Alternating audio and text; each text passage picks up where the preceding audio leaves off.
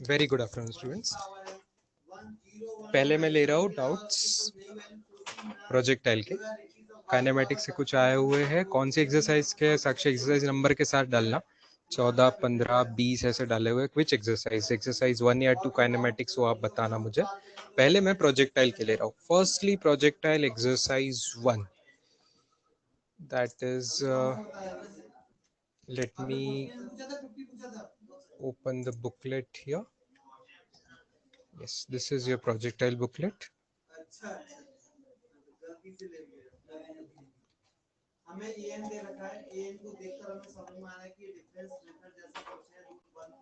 Yes, यहाँ बताइए इस एक्सरसाइज में कोई डाउट्स है तो वो पहले बताइए।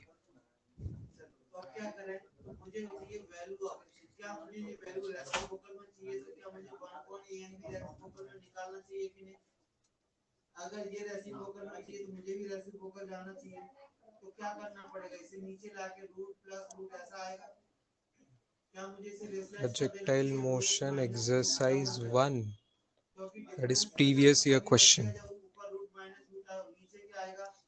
नीचे आएगा 1 प्लस अमृता का डाउट है 16 नंबर। और बताइए, सब नंबर्स बता दीजिए एक साथ। अनुजा को 11th डाउट है, तेजस्विनी को 14th डाउट है। Anyone anything else?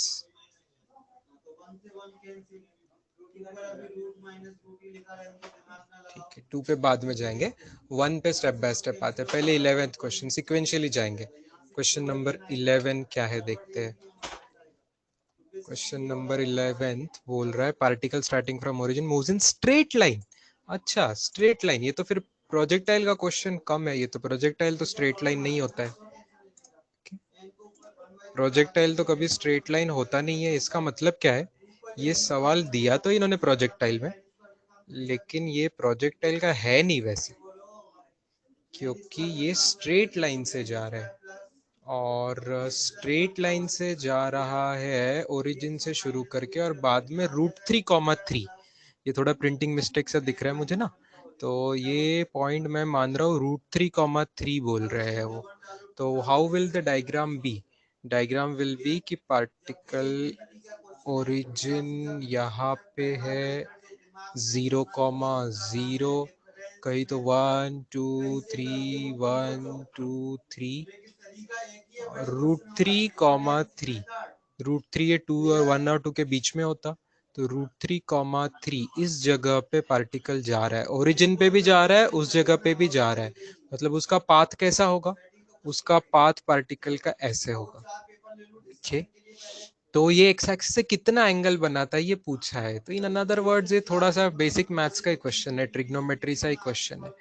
ये आपको थीटा एंगल पूछा हुआ है।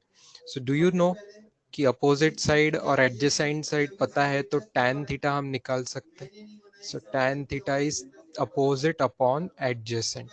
यहाँ पे एडजेसेंट √3, तो आंसर √3 आ रहा है। Therefore theta must be 60 degrees. Theta must be 60 degrees. इसका प्रोजेक्टाइल से कोई संबंध नहीं है इस क्वेश्चन का। ओके, क्लियर है मृदुला एंड जय कुमार, ये सवाल पूछने वाले दोनों स्टूडेंट्स? जो ब्लू कलर का है ना वही पाथ है। ब्लू कलर का जो है वो है, that is straight line path. Yes, Pranav को 5th क्वेश्चन भी डाउट है, तो थोड़ा पीछे आ गए हम। 11 से बाद में 5 पे आ जाओ। Question number 5। अनुजा को 12th भी डाउट है। सब लेंगे सिक्वेंशियली। क्वेश्चन नंबर 5 क्या है? Maximum range is this, then the muzzle velocity must be. Maximum range of a gun on a horizontal range is this, तो muzzle velocity of the shell must be। इसमें क्या doubt आया है प्रणव नीलकंठ कदम को? देख, method तो प्रणव सीधी सीधी है। मैक्सिमम रेंज का फॉर्मूला आर मैक्स का u²/g है, तो वो सीधा मैं u²/g फॉर्मूला लगाऊंगा यहाँ पे। u²/g is 16 kilometre. 16 किलोमीटर मतलब 16,000 मीटर हो जाएगा वो। तो u पूछा हुआ है तो u will be under root of 16,000 into 10, g की वैल्यू 10 रख के, तो 16 का रूट, बाकी बाजू में 4 जीरोस है तो 4 पे 2 जीरोस, 400 रूट में सीधा सीधा आंसर आना चाहिए, क्योंकि मजल वेलोसिटी मतलब इनिशियल वेलोसिटी बुलेट से निकलने के बाद, मतलब उसके बैरल में से निकलने के बाद की वेलोसिटी यू होती है, हमने डिस्कशन किया था, तो यू ही पूछ रहे, they are asking you only.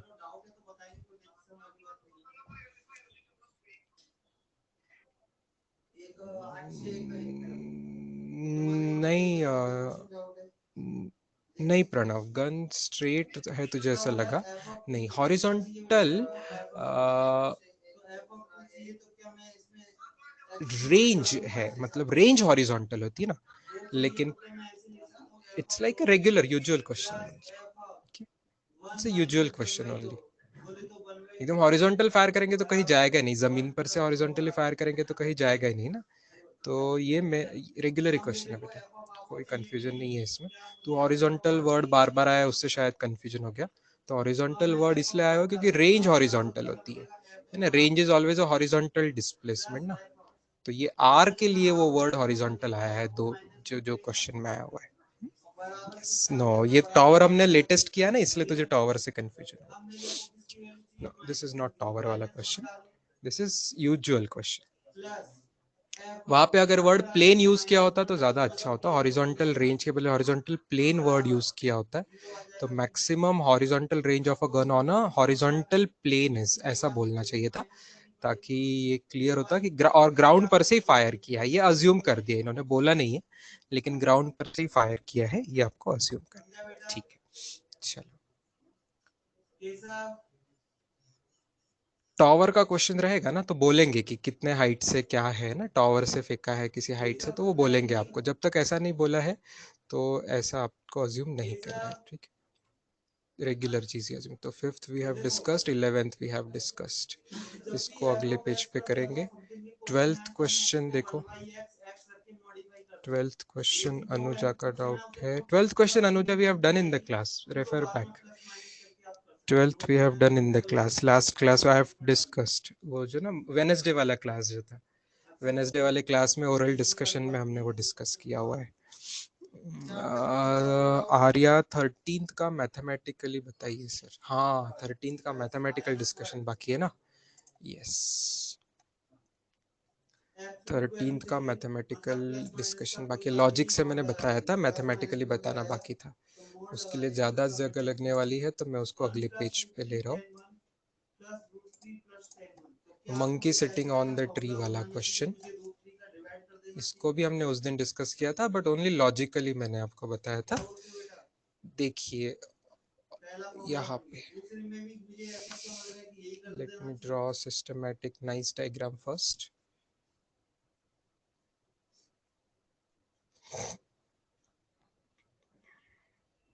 अच्छा, प्रॉब्लम ये है कि ऊपर प्लस है तो नीचे माइनस आता तो अच्छा रहता है, तो ठीक है, क्रॉस मल्टीप्लाई करके फॉर्मूला बना सकते हैं बेटा, ये दे, अगर ये फॉर्मूला किसका बनेगा, पहला वाला फॉर्मूला बनेगा 1030, ट्री के ऊपर मंकी है, डोंट एक्सपेक्ट मुझे मंकी के डायग्राम बराबर निकालना, मैं से ओनली एम लिख रहा हूँ, एम फॉर मंकी। तो जहाँ पे मंकी है, जहाँ पे ट्री पे मंकी है, एग्जैक्टली वहां पे हंटर फायर कर रहा है, एग्जैक्टली उसी डायरेक्शन में हंटर फायर कर रहा है, मतलब ना इस पर्टिकुलर डायरेक्शन में ऐसे तरीके से हंटर फायर कर रहा है, तो हंटर का फायरिंग इस तरीके से होने वाला है, let me call this as u bar of hunter at some particular angle theta with the horizontal, उसको किल करने के लिए, ठीक है, लेकिन बुलेट एग्जैक्टली वैसे नहीं जाएगी, बुलेट थोड़ा सा प्रोजेक्टाइल मोशन करके ही जाएगी, बिकॉज बुलेट को खुद को भी वजन होता है, तो बुलेट ऐसी जाएगी, और तभी मंकी भी गिर रहा है, तो मंकी भी गिरते गिरते, ये जो मंकी है, ये मंकी भी गिर रहा होगा कहीं तो भी, राइट, वहां पे गिर रहा है, monkey is falling down, okay, तो क्या इसी जगह पे दोनों मिलेंगे, क्या ये उसको उसी जगह पे स्ट्राइक होगा, क्या बुलेट उसको स्ट्राइक होगी कि नहीं, ये सवाल है। बताओ बेटा 1029 का ट्रिपल क्या 10 कितना हो जाएगा 1087 अपॉन cot 3 बोलो आ गया 1 बोलो आ गया 1 कौन कह रहा था इससे होगा नहीं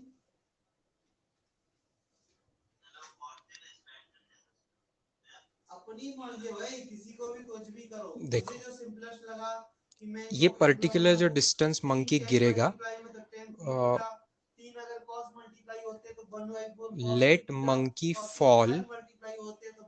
late monkey fall distance d ठीक है let monkey fall distance D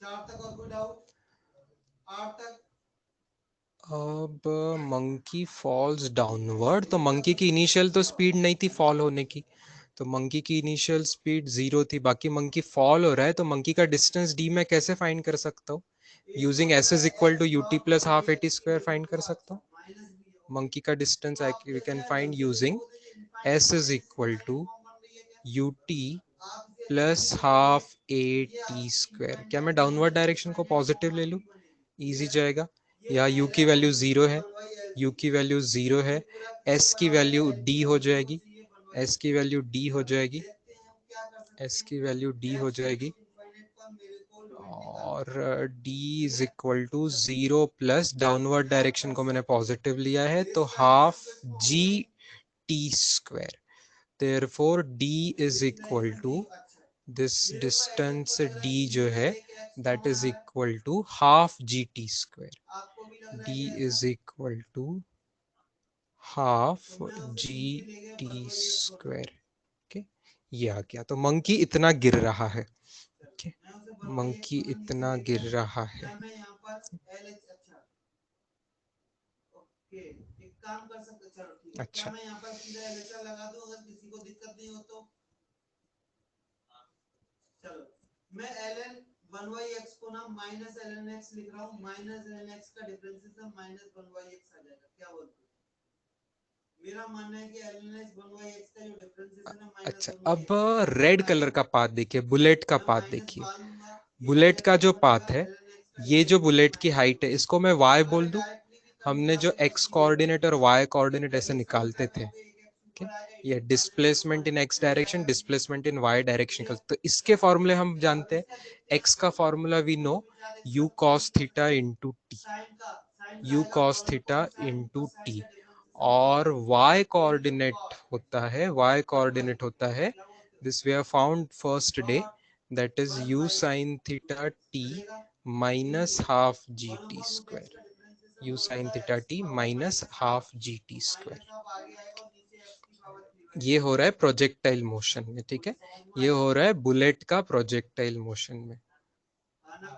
this is displacement x और y डायरेक्शन की displacement of bullet as projectile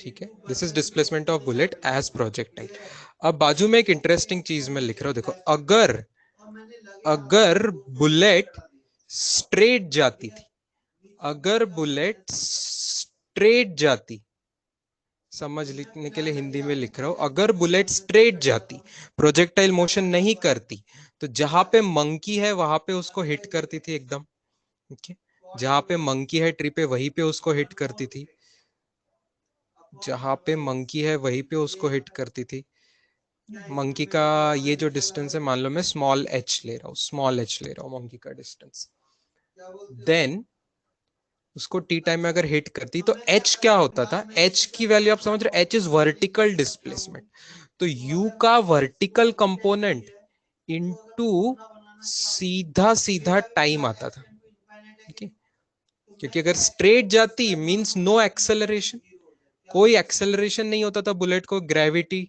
की वजह से no acceleration due to gravity तो बुलेट सीधा जाती थी अगर no acceleration due to gravity तो एक्सेलरेशन की वजह से झुक रही है अगर एक्सेलरेशन ड्यू टू ग्रेविटी नहीं होता तो झुकती नहीं थी बुलेट तो सीधा बुलेट जाती थी तो उसका जो y कंपोनेंट ऑफ स्पीड होता था into time that must be the vertical height this is vertical height vertical displacement, तो ये भी वर्टिकली स्पीड में ले रहा हूं ताकि वर्टिकल स्पीड इनटू टाइम करके मुझे वर्टिकल डिस्प्लेसमेंट मिले। ये बात समझ आ रही है? देखिए, तो h is equal to u y, u y क्या होता है? यू वाई होता है u sine theta, u sine theta into t. ठीक है, कहां पर माइनस है? सारे माइनस उड़ा तो दिए। अच्छा, अब आगे अपना सॉल्यूशन। अब ऑब्जर्व कीजिए, ये वैल्यू, ये वैल्यू और ये वैल्यू, इन तीनों में आपको कनेक्शन दिख रहा है। ऑब्जर्व कीजिए, ऑब्जर्व कीजिए कि h की जो वैल्यू है, h की जो वैल्यू है, that is exactly equal to, exactly equal to y की वैल्यू प्लस d की वैल्यू। हाँ या ना? देखिए, h की वैल्यू ये एग्जैक्टली y और d की वैल्यू से मैच कर रही है ऐड करके। यस और नो? देखिए, जस्ट इस वैल्यू में half g t square add करेंगे तो minus half g t square और plus half g t square cancel हो जाएगा और आपको सीधा सीधा u sine theta into t मिलेगा, दैट इज कैपिटल एच की वैल्यू। यस और नो? बस, तो hence proved, hence proved that bullet will hit monkey।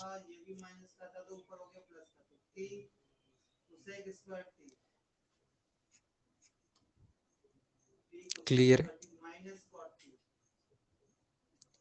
Clear है बच्चों? इसके अलावा एक और सॉल्यूशन है इसका, रिलेटिव मोशन अगला चैप्टर करने के बाद बता सकता हूँ, वो और भी ज्यादा अच्छा मस्त सॉल्यूशन है, बट अभी आपने चाहा तो इसलिए मैंने आपको बता दिया। ग्रुप पे डाल दूंगा, लिखने की कोई जरूरत नहीं है, ग्रुप पे भी मैं डाल दूंगा।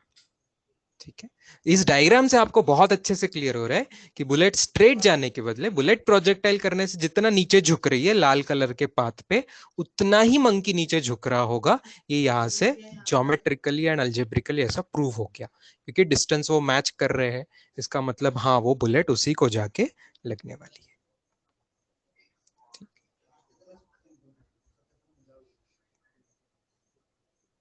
नहीं, cot t को ना मुझे tan t में बदलना पड़ेगा। cot t को ना 1/10 लिखना पड़ेगा। चलिए आगे कौन से डाउट थे? और 12 14 कल्पेश 14th, और उसके बाद अमृता का 16th, कल्पेश और तेजस्विनी दोनों का 14th डाउट है, और अमृता का 16th डाउट है, 14 एंड 16th। चलिए, I am taking 14th question on the next page. A particle of mass m is projected at 45 degree. When the particle lands on the ground, the magnitude of change in momentum, कोई बड़ी बात नहीं है बच्चों, momentum का change, momentum क्या होता है? एम वी बार सबको पता है, तो final momentum minus initial momentum लिखूंगा मैं, final momentum minus initial momentum. Change मतलब final minus initial. Final momentum क्या होगा? Mass of the particle into v bar, अपने हमेशा के नोटेशन के हिसाब से बोल रहा हूँ, और शुरू का एम यू बार। ठीक है, मैं हमेशा के नोटेशन के हिसाब से बोल रहा हूँ, जो हमारे रेगुलर नोटेशन होते हैं उस हिसाब से बोल रहा हूँ। मतलब इस यू बार से पार्टिकल ऐसे जाएगा और यहाँ पे जब स्ट्राइक करेगा तब वो इसको वी बार से स्ट्राइक कर रहा है। तो आपको याद होगा हमने क्लास में कर चुके हैं एक क्वेश्चन में ये डिस्कशन कि यू बार जो होता है that is you cos theta i cap plus you sine theta J cap, लेकिन जो वी बार होता है, जो वी बार होता है उसमें यू कॉस थीटा हॉरिजॉन्टल तो एज इट इज रहता है, लेकिन यू साइन थीटा रिवर्स हो जाता है, minus you sine theta J cap हो जाता है। ये बात हमने क्लास में देखी हुई है। तो इस हिसाब से बस यहाँ पे वैल्यूज पुट कर दीजिए, तो मास कॉमन आ जाएगा, ब्रैकेट के अंदर वी बार माइनस मुझे करना है यू बार। करिए तो cancellation, v bar minus u bar करेंगे तो क्या टर्म कैंसिल हो जाएगी? ये टर्म कैंसिल हो जाएगी क्या? वी बार माइनस यू बार में करूंगा तो सब्ट्रैक्शन करते समय ये टर्म कैंसिल हो जाएगी, तो आंसर क्या आएगा? Minus two u sine theta, minus two u sine theta J cap, minus 2u sin theta j cap, that is minus twice mu sin theta j cap। mu sin theta JK। Okay, ठीक है। अच्छा, सवाल में एक और word है, magnitude पूछा हुआ है। मैग्नीट्यूड पूछा मतलब मॉड लेना है, तो इस पूरे चीज का मॉड लेना है, इस पूरी चीज का मॉड लेना है। तो इसका मतलब इस पूरी चीज का मॉड लेना है, इस पूरी चीज का मॉड लेना है, इस पूरी चीज का मॉड लेना है। अगर मॉड लेना है तो निगेटिव नहीं आता है कभी मॉड। जे कैप तो यूनिट वेक्टर, इसका मैग्नीट्यूड का 1 होता है, तो answer should be twice m u sine theta. ठीक है। अब यहाँ पे प्रोजेक्शन की ही स्पीड को v यूज किया है। ठीक है, तो यहाँ पे प्रोजेक्शन की स्पीड को अगर v इस्तेमाल वर्ड यूज किया है, तो आंसर में मैं 2 को 2 लिखूंगा, m को m लिखूंगा, u के बदले v लिख सकते हैं, और साइन थीटा ही साइन 45 डिग्री मतलब 1/√। तो आंसर आपका आ रहा है, आंसर आपका आ रहा है एक √2 में से कैंसिल होके √2 mv आंसर आ रहा है, mv √2 आंसर आ रहा है। Is it clear? Don't confuse, you और वी सेम है क्योंकि यहाँ पे नोटेशन वैसा दिया है। ओके, हाँ, नोटेशन वैसा दिया है, लेकिन वेक्टर नोटेशन में जब मैं लिखूंगा तो अलग अलग कंपोनेंट्स रहेंगे। अच्छा, तो v बनेगा क्या? यस, क्योंकि तुम्हारा मॉड v का स्क्वायर इनटू मॉड a, ये वैल्यू आएगी 8 इनटू 47 इनटू 42। क्लियर? चलो, मॉड a कितना आ रहा है, कोई बता सकता है? 16th क्वेश्चन देख लीजिए। मॉड a कितना आ रहा है, ये बता सकता है कोई? Ball is projected vertically upwards with a certain initial speed. Same mass, another ball है, same mass is projected with 60 degree with the vertical same speed. At highest points, the ratio of their potential energies will be. एक एकदम vertically upwards फेंका है, मतलब मैं ऐसा बोल दूं, this is like a projectile with theta 90 degrees, ऐसे भी बोल सकता हूँ। एंड दूसरा जो प्रोजेक्टाइल है 60 डिग्री विद द वर्टिकल, मतलब क्या आपको समझ रहा है, इसका जो थीटा है, इसका जो थीटा है वो कितना डिग्री है, लिखो बताइए। मैं थीटा हॉरिजॉन्टल से कैलकुलेट किया करता ना, तो फर्स्ट का थीटा 90 डिग्री है, दूसरे का थीटा कितना लिखो बताइए, दूसरे का थीटा कितना लिखो बताइए। हम हमेशा थीटा जो लिखते हैं डायग्राम में वो हॉरिजॉन्टल से लिखते हैं। दूसरे का अगर थीटा यहाँ पे 60 degree with the vertical angle है वो, तो उसका थीटा मैंने क्या लिखना चाहिए? अरे मतलब आपको बात समझ नहीं आई क्या, मैं क्या पूछ रहा हूँ? ये ऐसा दिया हुआ है 60 डिग्री विद द वर्टिकल, ये 60 डिग्री विद द वर्टिकल फेंक रहा है, तो हमारा थीटा तो हॉरिजॉन्टल से लेते ना हम, तो ये थीटा 2 की वैल्यू क्या होगी? जैसे थीटा 1 होगा 90 डिग्री के वर्टिकल फेंके, तो थीटा 2 की वैल्यू क्या होगी? 30 डिग्री। हाँ, बस यही पूछ रहा था। सो थीटा 1 90 डिग्री है और थीटा 2 30 डिग्री है।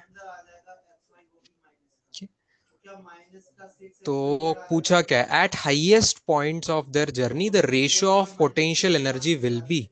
देखो, क्या आपको याद है पोटेंशियल एनर्जी का फॉर्मूला 9th स्टैंडर्ड से, याद है क्या?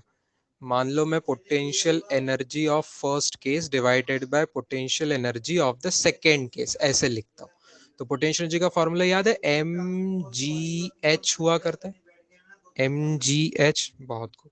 अब दोनों का मास अलग अलग है क्या? नहीं, मास दोनों का सेम है, मास दोनों का सेम है। क्या अलग अलग है? h अलग अलग है। पहले की हाइट h1 होगी तो दूसरे की हाइट h2, जी दोनों के लिए सेम होगा, मास मास दोनों के लिए सेम होगा, मतलब in short ratio will be h1 upon h2। अच्छा, फिर हाइट का फॉर्मूला लगा दीजिए। हाइट का फॉर्मूला है u square sine square theta by 2g, इसका भी u square sine square theta by 2g। u दोनों का सेम है, सवाल में बोला है u भी दोनों का सेम है, वो भी कैंसिल, 2g भी कैंसिल, मतलब इन शॉर्ट क्या आएगा, sign square theta 1 divided by sign square theta 2, मतलब sine square 90 degree divided by sine square 30 degree. Sine square 90 degree मतलब 1 का स्क्वायर, और साइन स्क्वायर 30 डिग्री मतलब हाफ का स्क्वायर। तो आंसर है 1 डिवाइडेड बाय 1/4, मतलब 4/1, मतलब 4:1। आई क्या बात समझ में? किसका सवाल था ये 16th वाला? अनुजा, आई थिंक अमृता, अमृता का क्वेश्चन था ये। Is this clear बेटा? Yes. ठीक है, 4:1 is the answer. अब मेरे को ऐसी लाइन चाहिए, चलो यहाँ से आप बताओ m कितना, इस लाइन का स्लोप है -√3, इस लाइन का स्लोप है √3। चलो अगले एक्सरसाइज पे जाए, ब्रेन टीजर्स पे। बताइए, ब्रेन टीजर्स के पहले 20 सवालों के डाउट्स टाइप कीजिए, नंबर्स आपके फर्स्ट 20 क्वेश्चंस। ब्रेन टीजर्स के पहले 20 सवालों के अंदर कौन से डाउट्स है? सेकंड सवाल से ही शुरू करते हैं, बिल्कुल शुरू करते हैं। सेकंड सवाल सुपर क्लास क्वेश्चन दिख रहा है मुझे,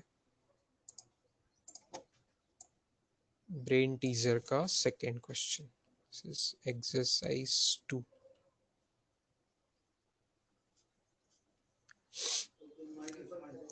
क्या बोल रहा है वो? Particle is projected 45 degree with the horizontal v speed से, मतलब इसकी प्रोजेक्टाइल मोशन होगी ऐसे। The magnitude of angular momentum of the projectile about the point of projection when the particle has a maximum height h। Maximum height को इस बार उन्होंने small h notation use किया है, ठीक है, उनकी मर्जी है। अब मैक्सिमम पॉइंट मैक्सिमम पे जब रहेगा, हम सबको पता है कि उसको सिर्फ हॉरिजॉन्टल स्पीड होती है, that is u cos theta speed होती है। इतना हम जानते हैं प्रोजेक्टाइल मोशन के बारे में स्टार्टिंग से ही। पूछा है magnitude of angular momentum, magnitude of angular momentum. आपको याद दिला दूं, ये जो एंगुलर मोमेंटम है इसको एल बार करके डिनोट करते हैं, और उसका हमें फाइंड करना है मैग्नीट्यूड। इसका फॉर्मूला मैंने आपको वेक्टर्स चैप्टर में बताया होगा, यूनिट्स डायमेंशन और वेक्टर्स चैप्टर में मैंने देखा होगा। इसका फॉर्मूला होता है, एल बार का फॉर्मूला होता है r bar cross momentum bar, r bar cross momentum bar, r bar cross momentum मतलब m v bar, m v bar, m v bar. But कहाँ की भी लेनी है? जहां पे निकालना है। Okay, when it is at maximum height, मतलब इस पॉइंट पे, इस पॉइंट पे, मतलब दिस इज पॉइंट पी मान लो, दिस इज ओरिजिन ओ मान लो। ओके, तो ये आर बार वेक्टर क्या होगा स्टूडेंट्स, क्या आपको समझ आ रहा है? This r bar vector will be OP bar, O से लेके पी बार, ओ ओरिजिन से लेके पी बार तक का जो पोजीशन वेक्टर है वो आर बार होगा, cross m v bar, m into ये वी बार मतलब क्या होगा? Do you understand? V bar will be u cos theta i cap, u cost, क्योंकि टॉप मोस्ट पॉइंट की स्पीड वेलोसिटी है वो, टॉप मोस्ट पॉइंट की वेलोसिटी है u cos theta i cap. अब ऐसे समझो कि ये मेरा कोई दुनिया का ऐसा कोई भी कर्व है, यहाँ पर मान लो ये नॉर्मल का काम कर रही है और यहाँ पर ये टेंजेंट का काम कर रही है, T1 पर टेंजेंट और T2 पर नॉर्मल। तो सबसे पहले तो दोनों में रिलेशन आ गया T1 T2 बराबर माइनस। तो मेरे को अगर T1 मिल जाए तो स्लोप मिल जाएगी, बोलो, या T2 मिल जाए तो स्लोप मिल जाएगी। अब T1 T2 कहाँ से आए, ये बहुत बड़ा क्वेश्चन। तो तुम्हें पता है इस लाइन की जो स्लोप का एक और फॉर्मूला बनेगा, वो बनेगा y2 y1 upon x2 x1। ऐसा लेक्चर नोट्स में भी ऐसा क्वेश्चन कराया। तो यहाँ पर y स्क्वायर की जगह पे कितना आ जाएगा? अब इसके आगे थोड़ा सा क्वेश्चन में इंटरेस्टिंग ट्विस्ट है।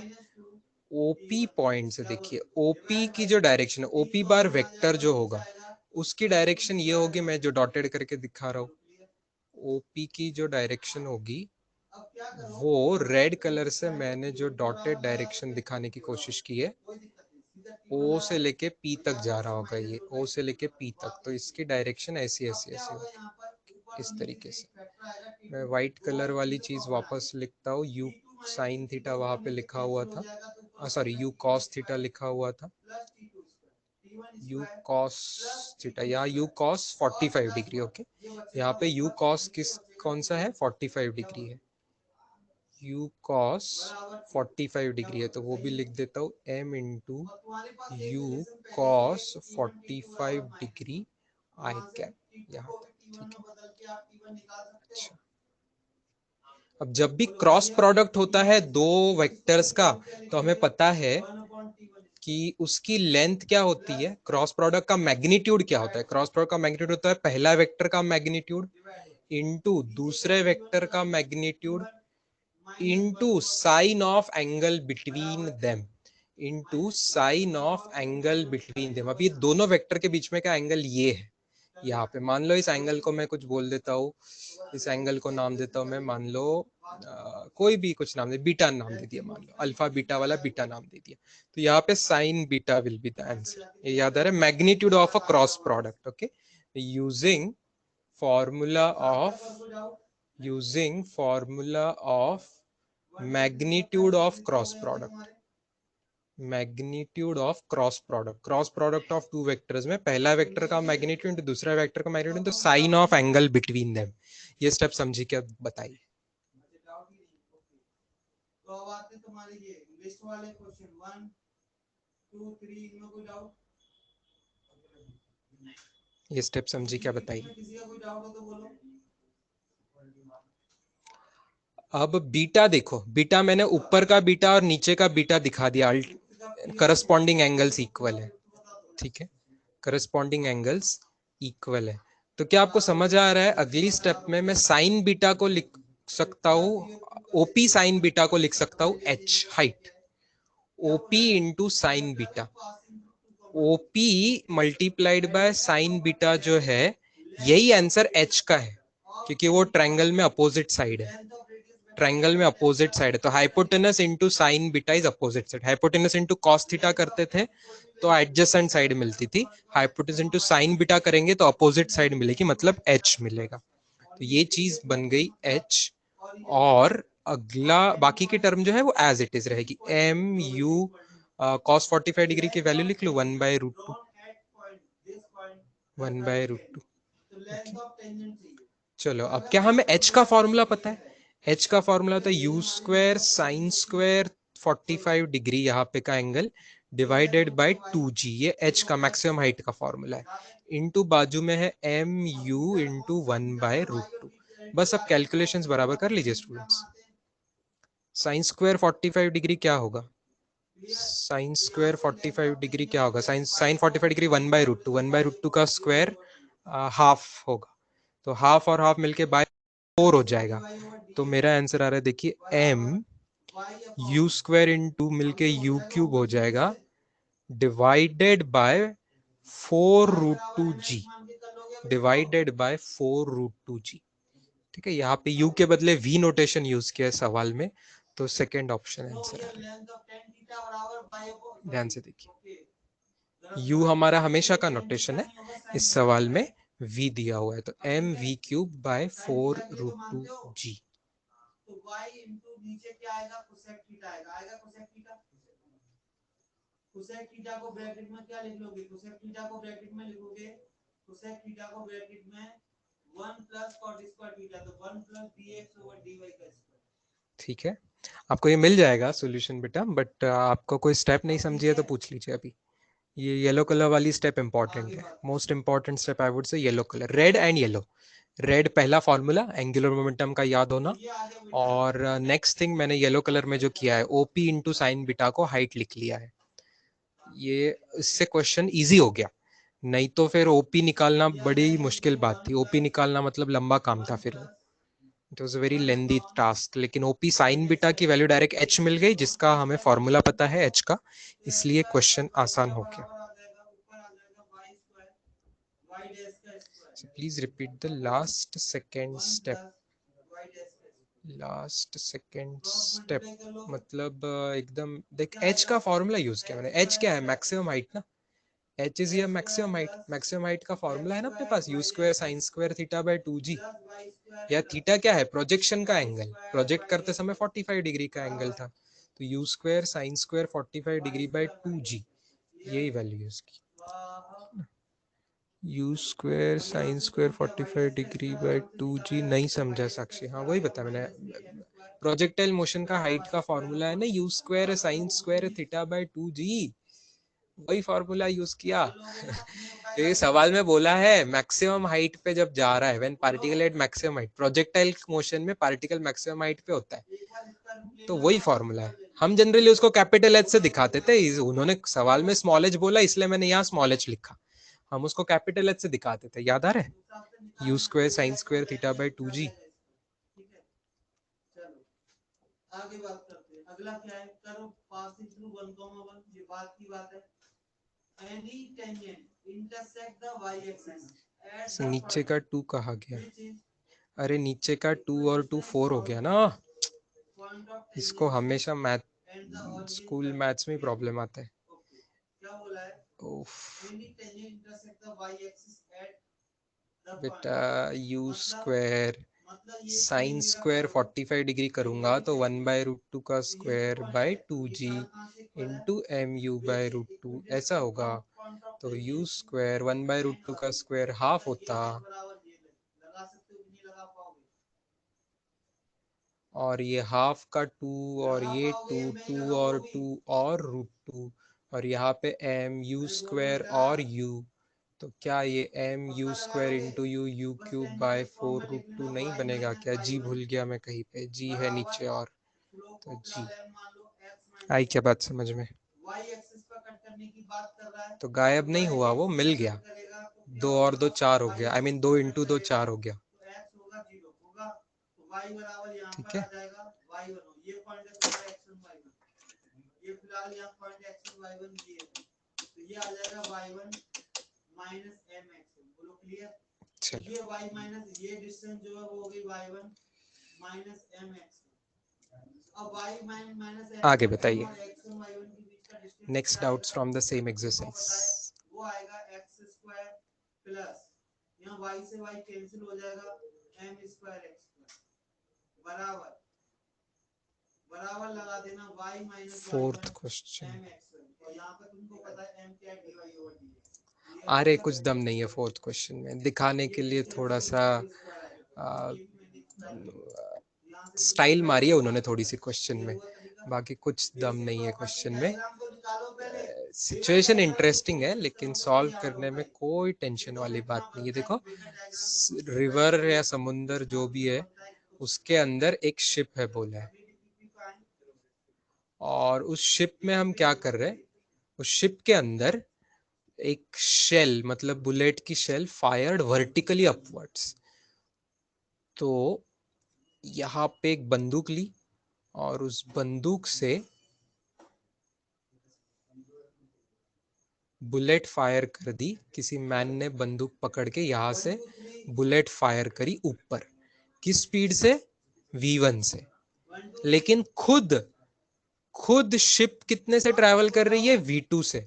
खुद ship is travelling with v2। तो अगर ये शिप ऐसी है तो शिप खुद v2 से ट्रैवल, तो शिप तो हॉरिजॉन्टली ट्रैवल करेगी ना v2 से। ठीक है, तो क्या आपको समझ रहा है कि बुलेट को जो स्पीड मिलेगी, बुलेट की जो इनिशियल वेलोसिटी होगी फॉर बुलेट, वो दोनों का रिजल्टेंट होगी। क्योंकि बुलेट को खुद मैन ने जैसे फायर किया ऊपर की स्पीड वो तो मिलेगी ही, लेकिन क्योंकि बुलेट गन में थी और गन पहले शिप के ऊपर से थी, तो शिप की जो स्पीड थी वो भी उसको मिलेगी। तो यू बार जो हो जाएगा वो दोनों का रिजल्टेंट है, v1 इन जे कैप डायरेक्शन प्लस v2 इन आई कैप डायरेक्शन। आ रही बात समझ में? इन दोनों का रिजल्टेंट होगा बुलेट की इनिशियल वेलोसिटी। मतलब बुलेट को ऐसे कुछ तो भी स्पीड मिलेगी, दोनों का मिलजुल के, और बुलेट ऐसे प्रोजेक्टाइल मोशन करेगी। आ रही बात समझ में? ये दोनों की स्पीड बुलेट को मिलेगी, खुद की स्पीड जो due to man, okay, due to firing, let me say, due to firing ऊपर की डायरेक्शन में किया है इसलिए ये येलो कलर की मिली। लेकिन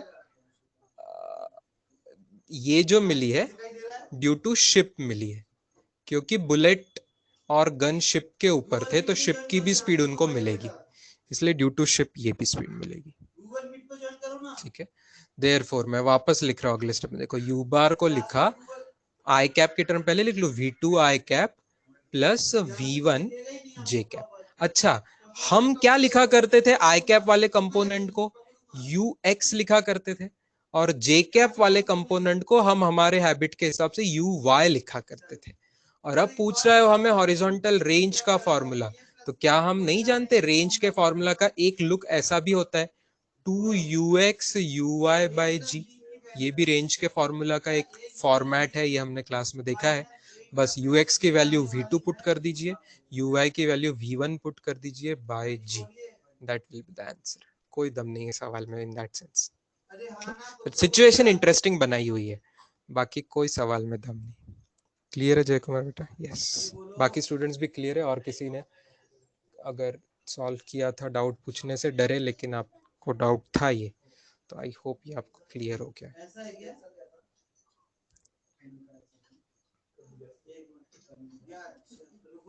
चलो आगे 11th के options.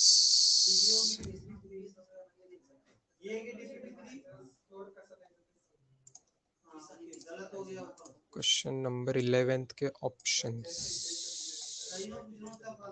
3 projectiles are thrown from same point, their trajectories are as shown in the figure। अच्छा ठीक है, then which of the following statement is true?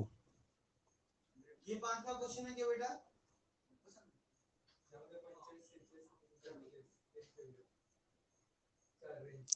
देखो, आपको डायग्राम पर से क्या क्या बातें क्लियर पता चल, इस डायग्राम पर से पता चल रहा है कि तीनों प्रोजेक्टाइल की हाइट इक्वल है, राइट? h1 h3 इक्वल है, लेकिन रेंज कम ज्यादा है। रेंज की है, रेंज की अगर हम बात करेंगे तो range is like range of first particle छोटी है कंपेयर टू सेकेंड, एंड वो और छोटी है कंपेयर टू थर्ड। रेंज बढ़ती जा रही है, ठीक है, रेंज बढ़ती जा रही है।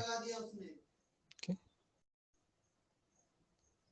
इंडिकेशन लगा दिया, वेक्टर लगा दिया, तो बताओ कोई चैप्टर। अब हमें दोनों के इक्वेशंस बनाने पड़ेंगे। देयरफॉर पहले तो हाइट का इक्वेशन लगा दूं, तीनों का यूग सेम है ऐसा कुछ बोला नहीं है, तो u1 square sine square theta 1 by 2g is equal to u2 square sine square theta 2 by 2g is equal to u3 square sine square theta 3 by 2g। ये समझा ब्लू कलर का? सबका 2g सेम है, लेकिन सबका you अलग हो सकता है, सबका थीटा थीटा भी अलग हो सकता है। यू और थीटा सेम होने का कोई बात बोली नहीं है सवाल में। देयरफॉर इससे आपको मिल रहा है, तीनों साइड का आप स्क्वायर रूट ले ले, क्योंकि u1 स्क्वायर स्क्वायर ये तो u1 sine theta 1 will be equal to u2 sin theta 2 will be equal to u3 sin theta 3। ठीक है, ये आ रहा है। okay? यहां तक हम पहुंच गए।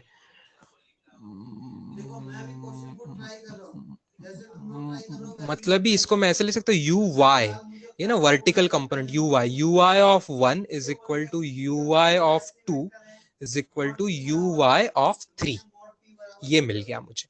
अब मैं येलो कलर के इक्वेशन पे आता हूँ। येलो कलर का इक्वेशन क्या है मेरा? रेंज का। रेंज का एक फॉर्मूला मेरे पास है 2ux uy by g, 2ux1 uy1 by g is less than 2ux2 uy2 by g is less than 2ux3 uy3 by g। तीनों का जी कैंसिल कर सकता हूं मैं, और तीनों का ui भी कैंसिल कर सकता हूं, क्योंकि तीनों के ui इक्वल है, ये अभी अभी हमने प्रूव किया है। और वैसे 2 भी कैंसिल कर सकता हूं, 2 भी कैंसिल कर सकता हूं। देयरफॉर हमें क्या मिल रहा है? Therefore ux1 less than ux2 less than ux3 मिल रहा है। ये एक रिलेशन मिला और ये एक रिलेशन मिला। मानते हो? आर और एस के बीच का एंगल निकालना, तो आर और एस के एंगल निकालना है, तो क्या मैं आर डॉट एस ले लूं? तो क्या ये 9 mod of p square minus 6, ठीक है, मुझे तो सभी ऑप्शन सेम करेक्ट लग रहे हैं अभी, हर ऑप्शन सेम लग रहा है। देखो टाइम ऑफ फ्लाइट तीनों का क्या है? टाइम ऑफ फ्लाइट तीनों का क्या होगा? देखिए first option, time of flight का formula 2u sin theta by g। Time of flight का फॉर्मूला 2u sin थीटा मतलब uy by g, 2uy by g। अब देखो 2 तो सबके लिए सेम है, g भी सबके लिए सेम है, और uy भी सबके लिए सेम है, uy भी सबके लिए सेम है। Therefore t1 equal to t2 equal to t3 होगा। तो पहला ऑप्शन करेक्ट है, समझे? क्वेश्चन को पूरी तरह कल्पेश, से क्वेश्चन लोगों को पहला ऑप्शन करेक्ट है, समझा? लाल और एक्स में जो एंगल है वो एक्स की टर्म में लेके आओ, तो जो एक्स की टर्म में नहीं आ रहा तो जबरदस्ती थोड़ी लाना है।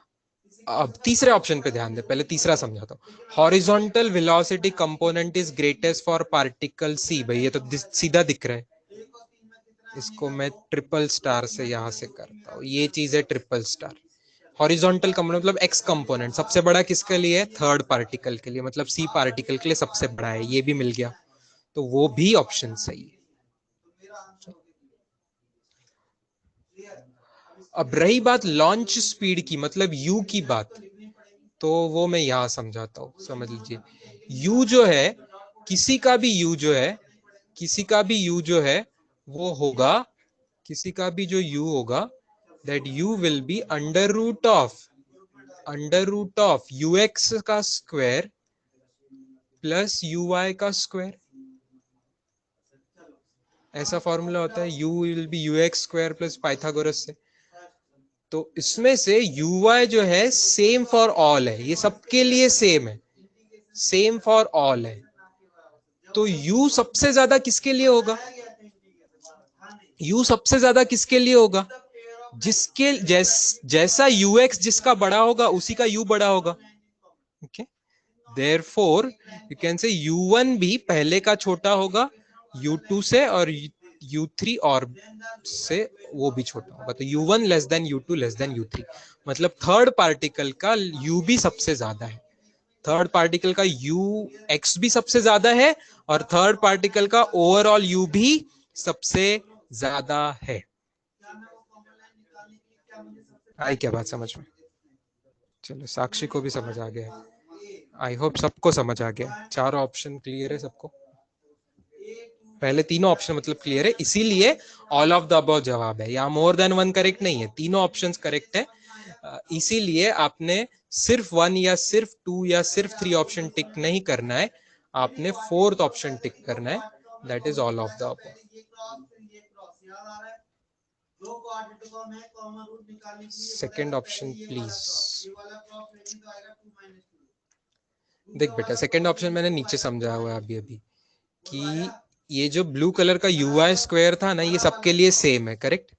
यू वाई सेम है सबके लिए, तो जिसका यू एक्स छोटा होगा उसी का यू छोटा होगा, जिसका यू एक्स बड़ा होगा उसी का यू बड़ा होगा। तो यू एक्स में जैसा रिलेशन आ रहा है वैसा ही रिलेशन यू में आएगा। समझा क्या कल्पेश? यस।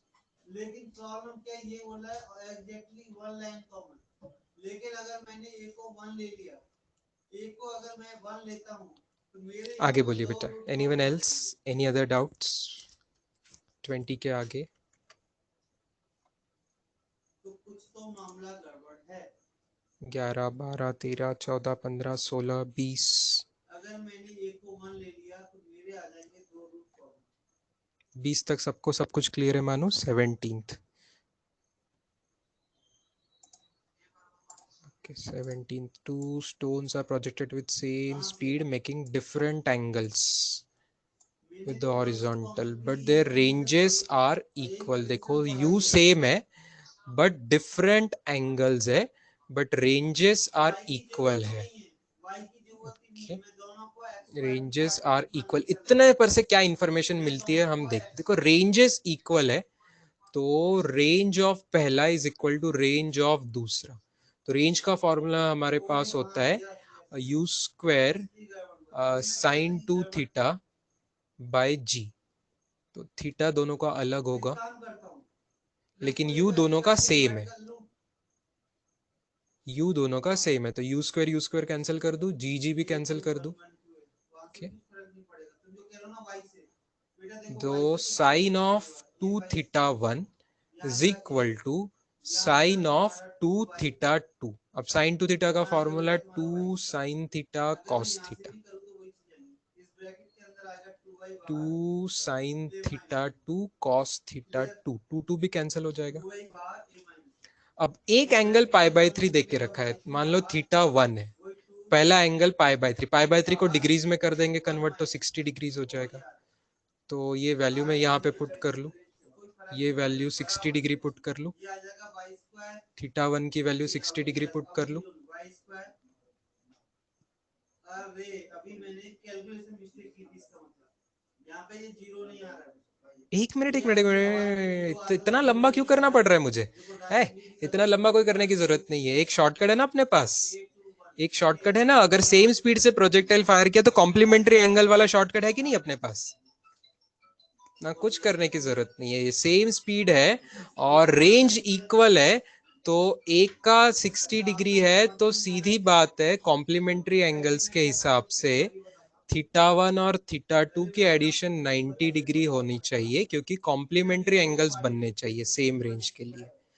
तो therefore 60 degree plus theta 2 is 90 degree. तो थीटा 2 क्या मिल जाएगा हमको?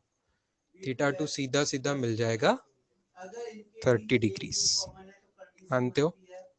थीटा 2 सीधा सीधा मिल जाएगा 30 डिग्रीज। यस। अब दोनों की मैक्सिमम हाइट का रिलेशन पूछा हुआ है, दोनों की मैक्सिमम हाइट का रिलेशन पूछा होगा, दैट इज इंटरेस्टिंग। देखो पहले की मैक्सिमम हाइट y1 है, तो बेटा मैक्सिमम हाइट का formula u square sine square theta by 2g, और y2 का formula u square sine square 30 degree by 2g। तो आप क्या कीजिए, y2 और y1 का रेशो ले लीजिए, ताकि आपको y2 in terms of y1 मिले। मैं इस इक्वेशन को नंबर दे देता हूँ। तो सेकेंड इक्वेशन डिवाइडेड बाय मैं फर्स्ट इक्वेशन करूंगा, तो y2 बाय y1 मुझे मिल जाएगा sine square 30 degree divided by sine square 60 degree. तो y2 बाय y1 मिल रहा है हाफ का स्क्वायर डिवाइडेड बाय √3 बाय 2 का स्क्वायर, तो मिल रहा है 1/4 बाय 3/4। ये आ रहा है y2 बाय y1 का आंसर। तो बाय 4 कैंसिल हो जाएगा, इसीलिए y2 is y1 divided by 3। ये आ रहा है अपना answer, y2 is y1 divided by 3। ये ट्रिक समझी क्या? देखो मुझे y2 फाइंड करना था, ठीक है, मुझे y2 फाइंड करना था, y2 का क्वेश्चन मार्क था, इसलिए मैंने y2 डिवाइडेड बाय y1 कर दिया, that is second equation divided by first equation. ये स्टेप समझना जरूरी है, ये स्टार स्टेप है। Second equation divided by first करूंगा तो मुझे y2 और y1 का रिलेशन मिल जाएगा। साक्षी कराटे बेटा क्लियर है? Yes. अगर मैंने 1 रख दी तो दोनों इक्वेशन सेम हो जाएंगी, उड़ा दूं। अगर मैंने यहाँ पर 1 रख दिया तो दोनों रूट कॉमन आगे बोलिए, पीछे वापस जाएंगे बाद में, फिर अभी आगे बोलिए, आगे बोलिए। 20, 25, 30, 30 तक एनी डाउट्स? 30 तक एनी डाउट्स?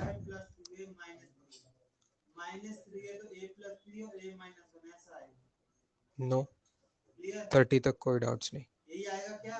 40 तक, 31 से 40 तक, 31 से 40 तक एनी डाउट्स? इतने टफ सवाल क्वेश्चन एग्जाम में कुछ ही रहेंगे, ब्रेन टीजर में कल के इसमें ऐसे ज्यादा सवाल नहीं है, थोड़े से है, कुछ है, few very few questions like this, ज्यादातर सवाल इजी और एवरेज ही रहेंगे आपको। चलो 37th question, okay, question number 37। if the range of a gun which fires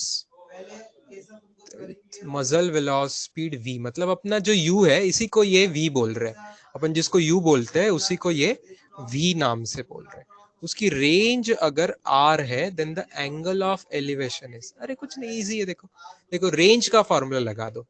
range का फॉर्मूला क्या है? रेंज का फॉर्मूला है, रेंज का formula u square sine 2 theta by g, ये हमारा याद है।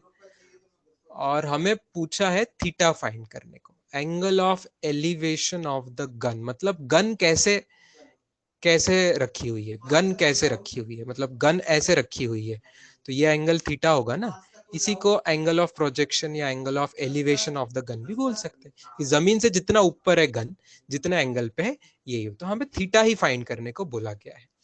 तो समझ लीजिए क्या करेंगे, यहां से हम मैं लिख सकता हूं साइन टू थीटा का फॉर्मूला क्या बनेगा, साइन टू थीटा का फॉर्मूला बनेगा R G by you square, R G by you square. मतलब ही टू थीटा एंगल क्या होगा, टू थीटा एंगल होगा sign inverse of R G by you square. ठीक है, तो थीटा एंगल क्या होगा, टू से डिवाइड कर दीजिए, तो half sine inverse, half sine inverse of R G by you square, ये होगा अपना आंसर। हाँ बस आंसर में उन्होंने यू के बदले वी वर्ड यूज किया होगा ऑप्शन में, ऐसा ऑप्शन ढूंढिए, half sine inverse R G by. Elevation मतलब काय है, एलिवेशन म्हणजे काय, एलिवेशन म्हणजे काय, एलिवेशन शब्द नाही माहिती, English word elevation, elevation word नहीं पता, तो क्या पहला पैराबोला यहाँ -1 से पास होगा नीचे की तरफ, तो वही है एलिवेशन म्हणजे वर, डिप्रेशन म्हणजे खाली, डिप्रेशन का अपोजिट होता है एलिवेशन। जैसे कहीं पे भी ऐसा ऐसा ऐसा एंगल अगर ऐसे रहा ओके ऊपर, तो इसको एंगल ऑफ एलिवेशन बोल सकते, एलिवेशन मतलब ऊपर वाला एंगल, जमीन के लेवल से ऊपर, और कोई अगर जमीन के लेवल से नीचे है तो उसको एंगल ऑफ डिप्रेशन बोलते हैं, नीचे मतलब डिप्रेस, ऊपर मतलब एलिवेट। ठीक है, ये कोई फिजिक्स के टर्म्स नहीं है, ये आपकी ट्रिग्नोमेट्री की टर्म्स है, 10th ट्रिग्नोमेट्री की, या इट वाज इन मैथमेटिक्स ना, मैथ्स में ट्रिग्नोमेट्री में ये वर्ड्स था 10th में। यस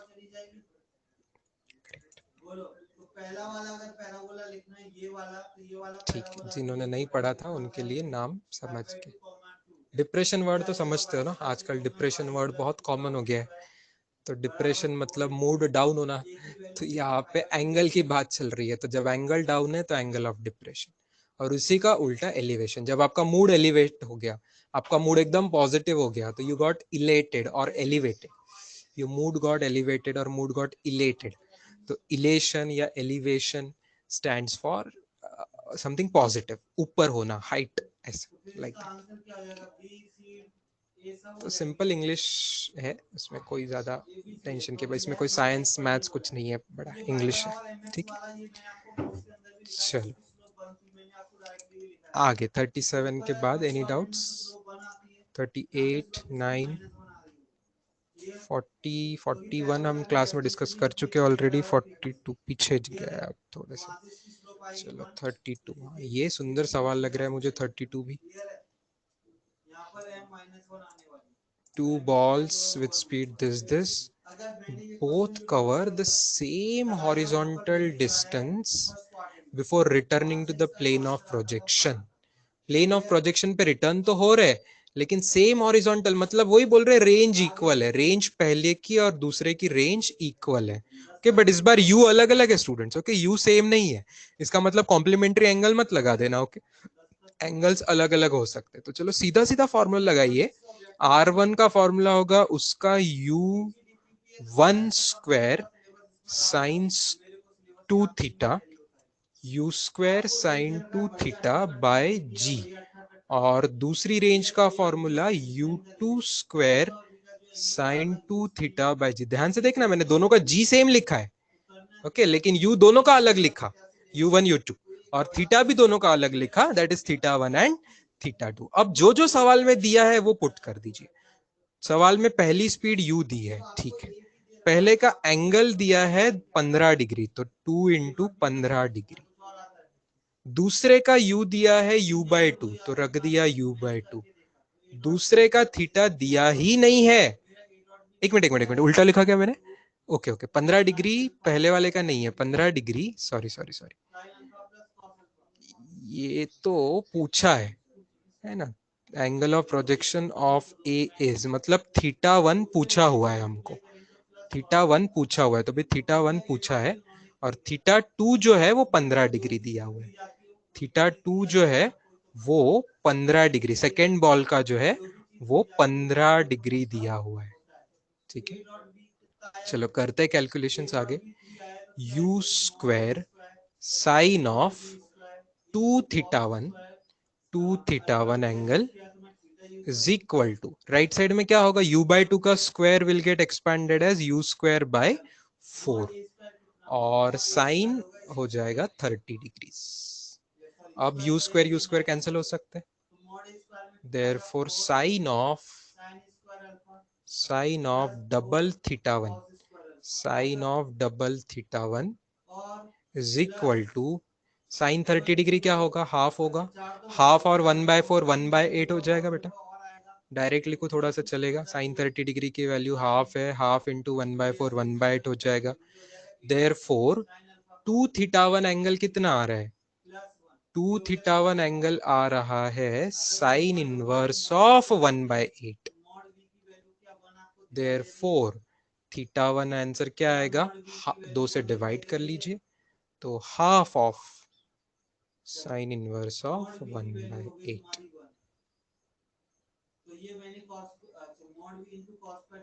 आई बात समझ में?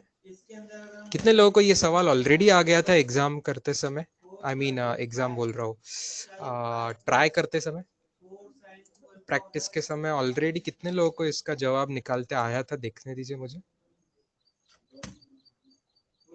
तब तक मैं प्रीवियस स्लाइड दिखा देता हूँ जिनको चाहिए।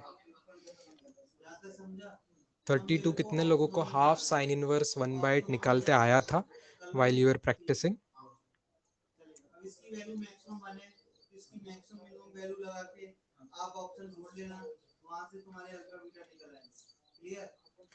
यहां से आपके अल्फा की मैक्सिमम मिनिमम वैल्यू आएगी sin 2 अल्फा, क्योंकि अगर ठीक कुछ लोगों को आया था, not many people, few students were able to do it, ठीक है। This is 32. Any other questions students from this exercise? All over 1 से 43 तक पूरे हर क्वेश्चन में any doubt remaining? आगे पीछे पूरा बोलिए। और कोई डाउट, 1 2 सेकंड 30th क्वेश्चन, एक सर्कल दिया है, 30th क्वेश्चन में क्या दिया है, ball is projected upward from a tower वगैरह वगैरह, making angle 30 degree with the horizontal, the height of a tower is 70 metre. अच्छा, टावर वाला क्वेश्चन है, ठीक है भाई, टावर ले लिया, उस टावर के ऊपर से 50 मीटर पर सेकेंड से फेंका 30 degree with the horizontal, okay, 30 degree with the horizontal 50 metre per second की स्पीड से बॉल को थ्रो किया है, तो height of the tower is 70 metre, 70 metre is height of the tower, ठीक है, गुड। हम जो जो इन्फॉर्मेशन चाहते हैं उन्होंने सब दे के रखा है, हाइट यू थीटा सब दे के रखा है। अब प्रोजेक्टाइल तो ऐसे जाएगा कहीं पे और फिर गिर जाएगा जमीन पे। How much time from the instant of throwing will the ball reach the ground, अरे ये तो हमारा वही method, -h is equal to u sine theta t minus half g t square, last lecture में हमने ये पढ़ा था, प्रोजेक्टाइल फ्रॉम टावर के लिए ऐसा फॉर्मूला से हम टाइम ऑफ फ्लाइट निकाला करते थे, तो सीधा सीधा पुट कर दीजिए, -70 is equal to 50 sine 30 degree into t minus half 10 t square, तो बस आपको क्वाड्रेटिक बनाना है अच्छे से और सॉल्व करना है, 5 से डिवाइड हो जाएगा तो 5t माइनस टी स्क्वायर, अच्छा क्वाड्रेटिक कर लो, कुछ टाइम नहीं लग रहा है बेटा सॉल्व करने को, very easy question this becomes, method याद होगी तो निगेटिव रूट लेते नहीं है हमेशा, तो 7 सेकेंड या तो -2 सेकेंड, -2 हटा देंगे तो आंसर आ गया 7 सेकेंड।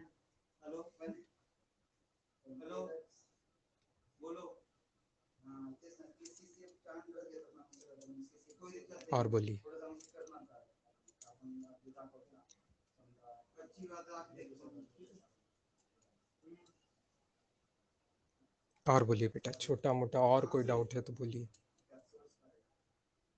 यहाँ पे से कोई नहीं, इस एक्सरसाइज में से डन, एवरीथिंग इज क्लियर।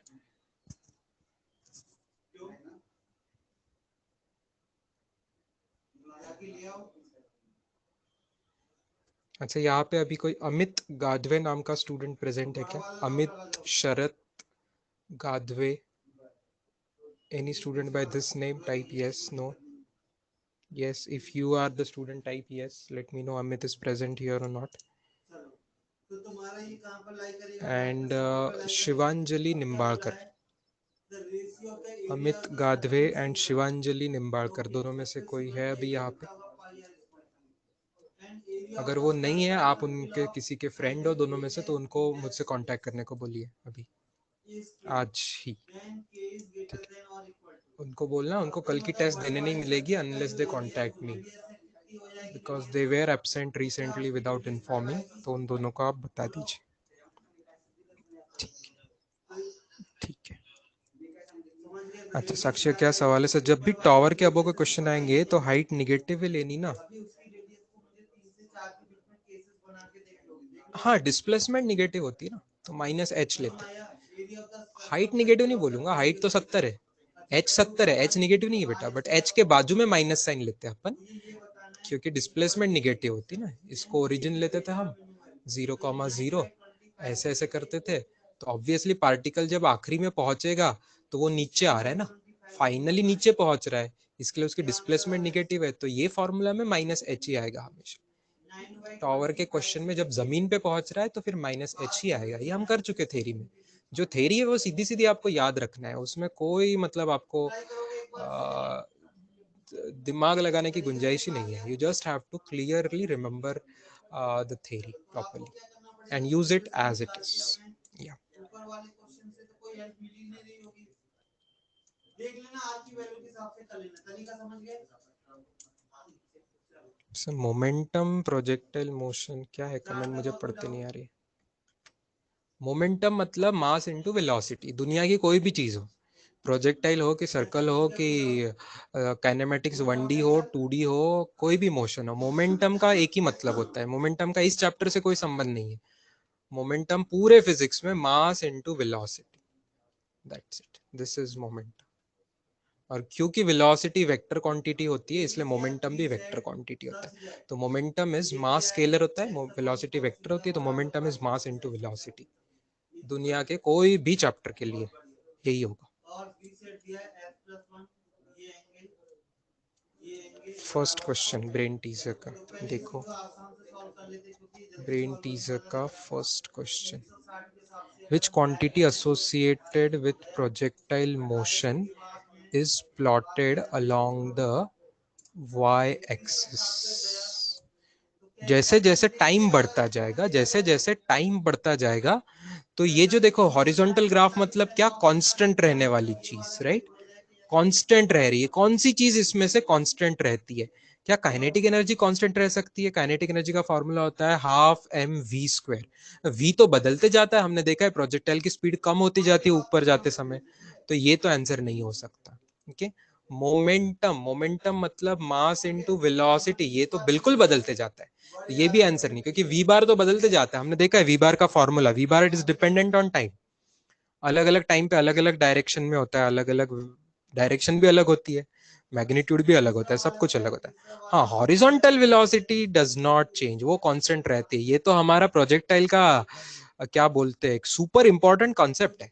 इसी के भरोसे हम कितने टफ टफ सवाल सॉल्व करते थे, इसको हमने कई क्वेश्चन में यूज किया कि हॉरिजॉन्टल वेलोसिटी प्रोजेक्टाइल में हमेशा कांस्टेंट रहेगी, ये हमें याद ही होना चाहिए। वी बार भी बदल रहा है और वी भी बदल रहा है। वी बार का फॉर्मूला आपको याद दिला दूं, ग्रीन कलर में मैं आपको लिख के दिया था पहले दोनों लेक्चर्स में। ग्रीन कलर में वी बार का फॉर्मूला लिख दिया था, you cos theta i cap and you sine theta minus G T J cap, इस तरीके से फॉर्मूला लिख के दिया था। तो आई कैप और ये जे कैप, तो ये दोनों चीजें बदल, ये बदलता है ना, चेंजेस विथ टाइम, क्योंकि फॉर्मूला में टाइम है तो इट चेंजेस विथ टाइम है, इसलिए v bar changes with time. तो ये momentum also changes with time, kinetic energy में भी v आता है तो वो also changes with time, is not constant. ये मेरा सेंटर है और मुझे इस तरीके से जाना चाहिए कि ये यहाँ पर -2 को भी क्रॉस। चलो फिफ्थ वन, बहुत अच्छा आपने हिम्मत से सवाल पूछा, ऐसा ही सवाल कल के एग्जाम में आ जाएगा, ये भी मैं बताता हूँ, और ऐसा फाइनल एग्जाम में भी आने का बहुत चांस है, ये भी मैं बताता हूँ। अब इंजीनियरिंग को आएगा कि मेडिकल को आएगा वो नहीं बता रहा हूँ मैं, वैसे आप तो यहाँ मेडिकल स्टूडेंट्स ही प्रेजेंट हो अभी। देखते हैं यहाँ पे रेंज ऑफ प्रोजेक्टाइल पहले केस में दिया है, दूसरे केस में पूछा है, ध्यान से देखना मैं कैसे सॉल्व कर रहा हूँ इसको। फर्स्ट केस की रेंज है 0.5 किलोमीटर्स और एक दूसरे केस की रेंज पूछी हुई है। दूसरे केस की रेंज क्या है वो पूछी हुई है, क्वेश्चन मार्क है, दूसरे केस की रेंज नहीं पता है। दोनों केस में क्या फर्क है, एंगल फर्क है, एंगल फर्क है, स्पीड सेम है लेकिन एंगल फर्क है। ओके, तो ध्यान से देखना मैं क्या करूंगा यहाँ मेरे सॉल्यूशन में, जब जब मुझे जो चीज अननोन है ना उसको मैं न्यूमरेटर में लेता हूँ, R2 बाय R1 ऐसे कर दूंगा। तो R2 का फॉर्मूला, रेंज का फॉर्मूला क्या होगा, u square sine 2 theta by g, और इस रेंज का भी फॉर्मूला होता है u square sine 2 theta by g, लेकिन दोनों का थीटा अलग है, जी जी सेम है, यू स्क्वायर सेम है, लेकिन दूसरे का थीटा और पहले का थीटा अलग है। देयरफॉर R2 बाय R1 आएगा sine of 2 theta 2 divided by sine of 2 theta 1। Put कर दीजिए एंगल्स, दूसरा एंगल आपको दिया है 45 डिग्रीज और पहला एंगल आपको दिया है 75 डिग्रीज, और रेंज में भी आपको R2 पता नहीं है लेकिन R1 दिया हुआ है 0.5 किलोमीटर्स। तो अब आपका रिलेशन ऐसा बन गया, R2 upon 0.5 is equal to sine 90 degree upon sine 150 degree. Therefore R2 upon 0.5 अच्छा 0.5 को वहां शिफ्ट कर दे, 0.5 को वहां शिफ्ट कर दे तो R2 is equal to 0.5 multiplied by sine 90 degree की वैल्यू 1 होती और साइन 150 डिग्री की वैल्यू हाफ होती। अगर किसी को वो ध्यान नहीं आ रहा है तो वो भी मैं साइड में करके देता हूँ, साइन ऑफ 150 डिग्री को लिखेंगे साइन ऑफ 180 माइनस 30, है ना, 180 माइनस 30, और साइन 180 माइनस थीटा का फॉर्मूला साइन थीटा होता तो वो साइन 30 डिग्री ही बन जाएगा, इसलिए वो वैल्यू हाफ ही आ जाएगी। देयरफॉर R2 का आंसर आ रहा है 0.5 इंटू 1/2 मतलब 2 हो गया, मतलब 1 kilometre should be the answer.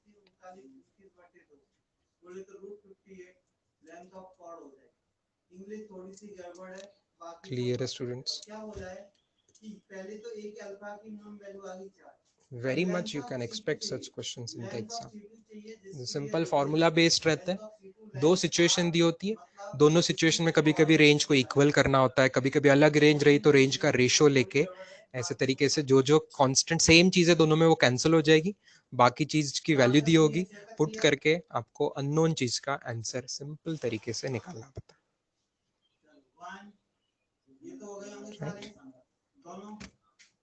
Harshada wants 8th question also. Okay. 8th question भी अच्छा क्वेश्चन है। Ratio of potential energy and kinetic energy at the topmost point of the projectile. क्या आपको याद है प्रोजेक्टाइल का टॉपमोस्ट पॉइंट पे only horizontal speed होती है, मतलब वहां पे सिर्फ u cos थीटा होता है, ठीक है, और वहां पे h is the height from the ground होता है इस तरीके से। तो वहां पे रेशियो ऑफ क्या पूछा है, potential energy divided by kinetic energy. Again school पे जाओ, स्कूल लेवल में आपको दोनों के फॉर्मूले पता है, पोटेंशियल एनर्जी का फॉर्मूला mgh, या ग्राउंड से जितनी हाइट है उतनी हाइट h, और काइनेटिक एनर्जी का फॉर्मूला हाफ mv स्क्वायर। क्या मास मास कैंसिल हो रहे हैं, नीचे का हाफ का 2 ऊपर चला जाएगा, g ऊपर है, h है और नीचे v स्क्वायर, ठीक है। अच्छा 2g, h का फॉर्मूला हम जानते हैं, u square sine square theta by 2g, ये h का फॉर्मूला हम जानते हैं। नीचे क्या है, वेलोसिटी, नीचे की v क्या है, velocity at top most point is u cos theta, तो नीचे v का फॉर्मूला मैं पुट करूंगा u cos theta, u cos theta का स्क्वायर, क्या कुछ कैंसिल हो रहा है, 2g कैंसिल हो रहा है, और यू स्क्वायर भी कैंसिल हो जाएगा ऊपर नीचे, तो sine square theta by cos square theta, sine by cos tan होता, दोनों का स्क्वायर है, तो tan square theta is the answer. Is it okay Harshada?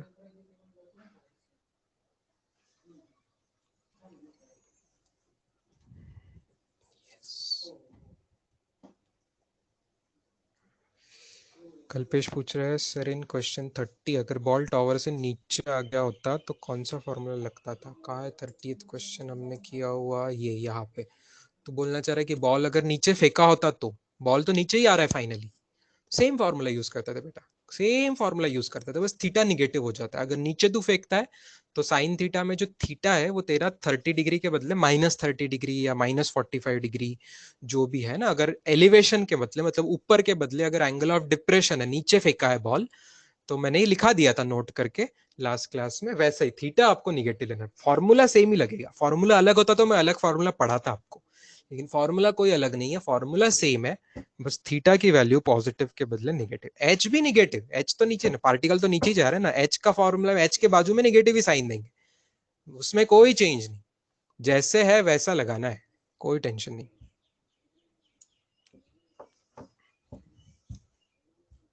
Formula में -h है, ग्रीन कलर के फॉर्मूला में तो -h ही लगेगा। yes.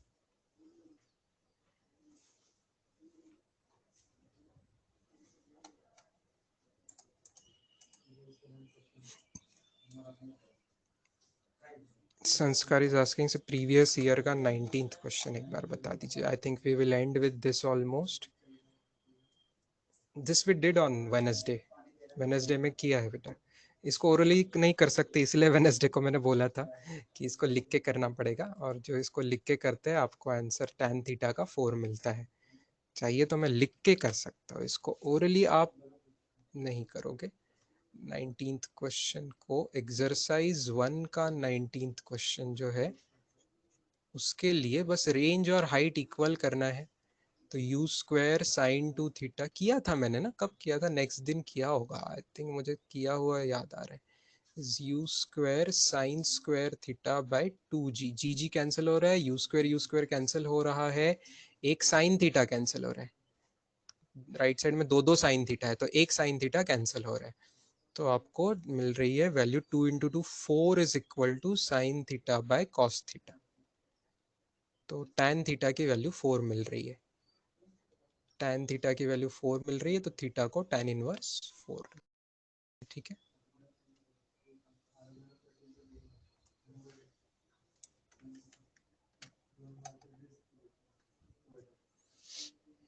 चलो अब आ जाते हैं काइनेमेटिक्स के, एनी डाउट्स, साक्षी ने ऑलरेडी बोले हैं डाउट्स, काइनेमेटिक्स के 36-7 फ्रॉम पेज नंबर 82, आते हैं ऊपर थोड़ा सा पेज नंबर 82 पे, 36-7,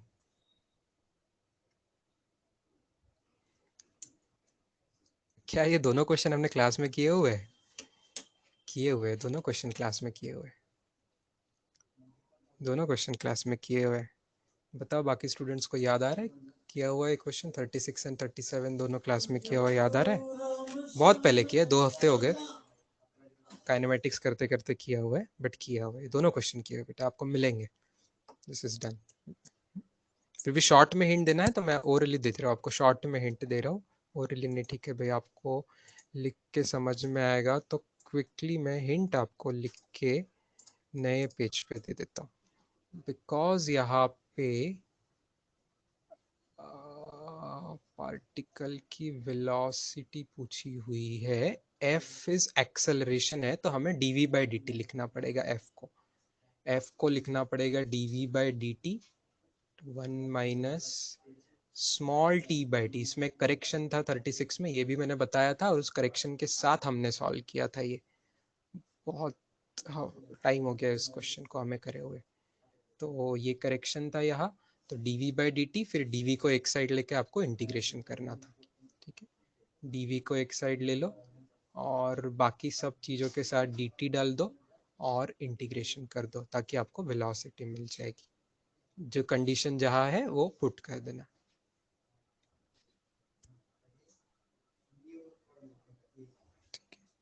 और 37th की हिंट ये होगी कि 37 में x दिया हुआ है, x is equal to 9t² minus t q. तो आप लोग जानते हो v कैसे निकालते हैं, dx बाई dt करके निकालना है। और क्वेश्चन में बोला है कि हमें चाहिए मैक्सिमम स्पीड। तो डेरिवेटिव के चैप्टर में हमने देखा है कि जिस भी चीज को मैक्सिमम करना होता है उसका डेरिवेटिव जीरो लेना होता है। जो भी चीज मैक्सिमम मिनिमा करना होता है वहां पे उसका डेरिवेटिव जीरो आना पड़ेगा। तो dv बाई dt जीरो कर दो, तो dv बाई dt को जीरो करके सॉल्व करके आपको आंसर आ जाएगा।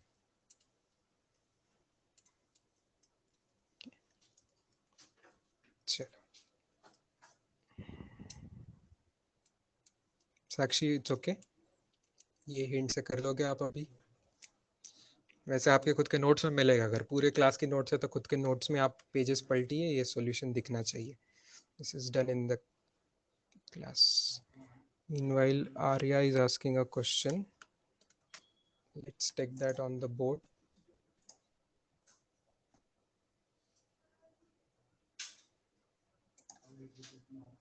This when a ball is thrown vertically upwards from the top, it strikes the ground after time. I think engineering booklet का question है क्या Arya? A ball is thrown vertically upwards from top of a tower of height h with time of height h and velocity v. The ball strikes the ground after. Yes. So I got both a and b using quadratic equation. अच्छा, यही बात है। हाँ, very well solve, बहुत अच्छे से मतलब तुमने सॉल्व किया है।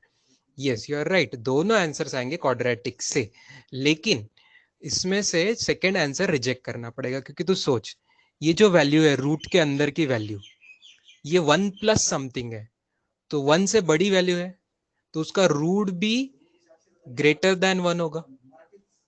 ग्रेटर देन 1 होगा, मानते हो? 1 से बड़ी चीज का रूट भी 1 से बड़ा होगा। तो 1 में से वो सब्ट्रैक्ट करेगी, तो 1 में से 1 से बड़ी चीज सब्ट्रैक्ट करेंगे तो आंसर निगेटिव आ जाएगा। और पूछा है टाइम, तो टाइम कभी निगेटिव होता नहीं, इसलिए तू सेकंड ऑप्शन को रिजेक्ट कर देगी और फर्स्ट को टिक करेगी करेक्ट जवाब।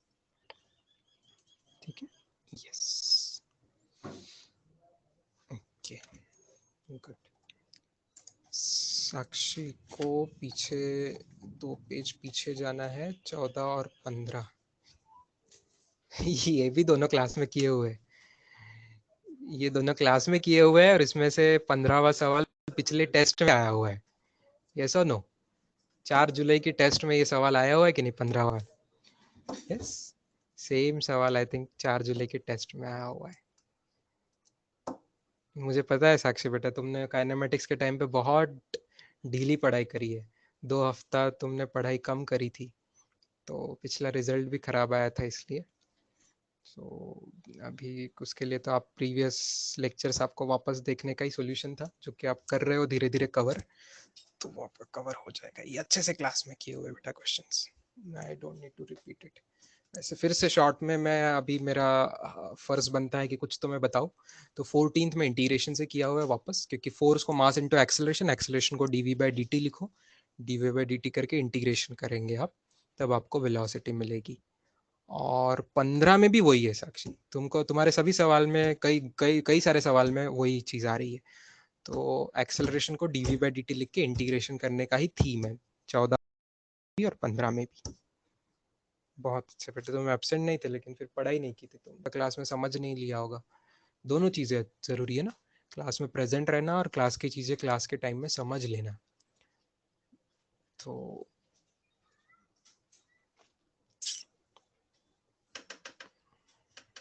एज ए टीचर मुझे याद है कि आपके बैच में किया है, जबकि हर साल अलग अलग बैचेस में कितनी बार पढ़ाया जाता है, तो मैंने भूल जाना चाहिए कि ये क्वेश्चन कहाँ किया था कहाँ नहीं किया था।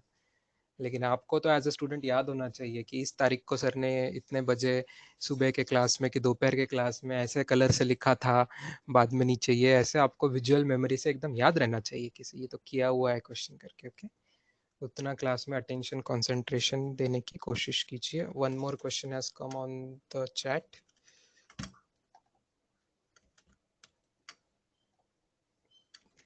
Where are we? Yes. You mean to ask about second option क्या आर्या? वो प्रिंटिंग मिस्टेक है सेकंड ऑप्शन में, एक बाय टू नहीं चाहिए वहां पे। Is that what you want to ask? You want me to explain? यहाँ पे एक ही ये बाय ट्रक लग गया है, ये बाय टू नहीं चाहिए उस ऑप्शन में, बाकी सब कुछ परफेक्ट है, बाकी सब कुछ परफेक्ट है।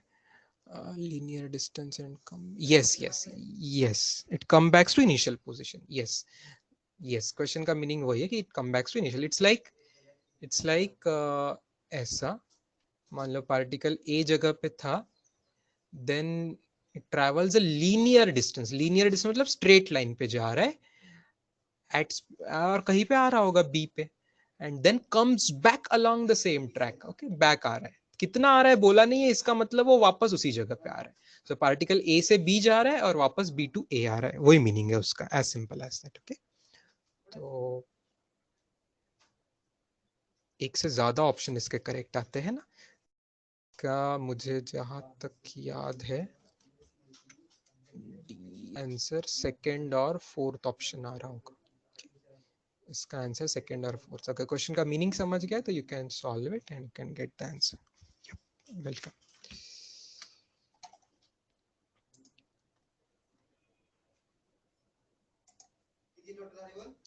ये क्या है कल्पेश तुमने भेजा हुआ, कहाँ का है ये? इसमें सीधा करने को मुझे टाइम लगेगा बेटा, तुम सीधी इमेज सेंड करते तो ज्यादा। वैसे don't send it here. Umbrella का क्वेश्चन ना, अरे ये रिलेटिव मोशन का क्वेश्चन है बेटा कल्पेश, ये अगले चैप्टर का क्वेश्चन। काइनेमेटिक्स में रिलेटिव मोशन हमने नहीं पढ़ा है ना अभी तक, उसका क्वेश्चन अभी नहीं करना है, इसलिए वो मैंने होमवर्क में भी नहीं दिए थे वो वाले सवाल। प्रोजेक्टाइल हमने पूरा कर चुके हैं जितना मेडिकल के लिए है, लेकिन काइनेमेटिक्स में का रिलेटिव मोशन हम एज अ सेपरेट चैप्टर पढ़ने वाले हैं अगले हफ्ते में। रेन मैन प्रॉब्लम आएगा, बोट मैन प्रॉब्लम्स आएंगे, अम्ब्रेला बुलेट वाले प्रॉब्लम आएंगे, बहुत सारे मस्त मस्त प्रॉब्लम्स आएंगे रिलेटिव वेलोसिटी में। चलिए, और दो क्वेश्चंस थे जो कि अच्छे खासे टफ क्वेश्चन, बहुत दिन पहले किसी ने व्हाट्सएप पे डाले हुए थे, मुझे जहां तक याद आ रहा है मेनी डेज पहले किसी ने व्हाट्सएप पे 2 सवाल डाले हुए थे। वैसे मैं बता दूं कि वैसे इतने टफ सवाल कल की टेस्ट में नहीं है, तो we are already up the time. ये सवाल मैं आपको दिखा देता हूँ कहाँ पे है वो, आप चाहो तो मैं अभी बताता हूँ, अगर आप बोलो तो कभी और देखेंगे। Where is it, where is it, where is it? Chapter हम शुरू कर रहे थे ना, तभी तभी आया हुआ थे वो डाउट्स। 81 84 ये वाले सवाल। ओके, दिस नंबर 81 एंड 84, ये दो सवाल अभी करना है कि अगले हफ्ते करेंगे?